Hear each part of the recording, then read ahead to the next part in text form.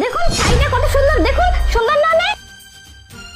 মা শাড়িটা সুন্দর না? অনেক সুন্দর না? মা দেখুন শাড়িটা কিন্তু খুব সুন্দর, এই শাড়িটা কিন্তু নিতে হবে আমার।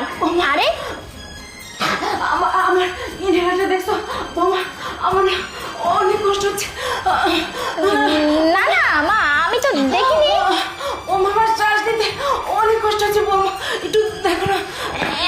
হ্যাঁ মা দেখছি।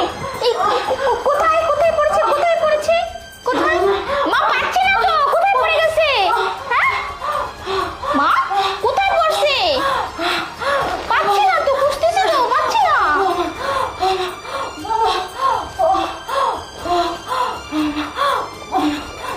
কষ্ট হচ্ছে?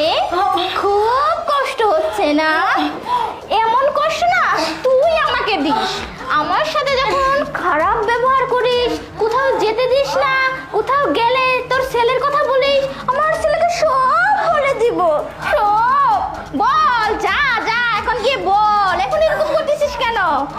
আমি তো তোর ওষুধটা ফেলে দিছি, আর তোর ছেলে কিচ্ছু জানতে পারবে না।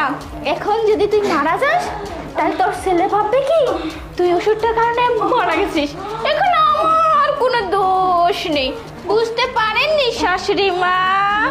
মরে যান মরে যান মরে যান, এত কষ্ট করার কোনো দরকার নেই, মরে যান।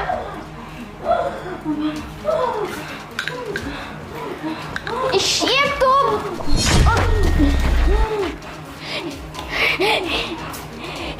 নয়ন, এটাই তো এটাই তুই খুঁজতেছিলি না? তুই এটাই খুঁজতেছিলি মা? নয়ন, আমি তো এটা খুঁজতেছিলাম, তাই না? তুমি মারলে যে আমাকে। তুই এটা ছুঁড়ে ফেলে দিয়েছিস।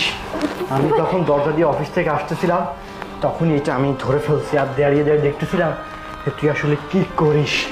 ভাগ্য ভালো আজকে আমার অফিসটা শেষ হয়ে গেছে তাড়াতাড়ি, না হলে তো আমি তাড়াতাড়ি না আসলে তোর এই রূপটা দেখতে পেতাম না। আমি দেখতেছিলাম তুই কি করে আমার মাকে নিজের চোখের সামনে ছটফট ছটফট করতে করতে মেরে ফেলতেছিলি তুই। বাবা হ্যাঁ, তুই না আসছিস? আমার মা তোকে শাসনে রাখে যাতে তুই বাহিরে ঠিকভাবে চলাফেরা করতে পারিস। সেই চুপ কর, যাতে বাইরের লোকজন তোকে কখনো খারাপ বলতে না পারে যে অমুকের বাড়ির বউ এতটা খারাপ না, মানুষ যাতে তোকে ভালো বলে, খুব সম্মান করে, পর্দায় রাখতে চায় আমার মা তোকে। আর সেটাই আমার মায়ের জন্য কাল হয়ে দাঁড়িয়েছে।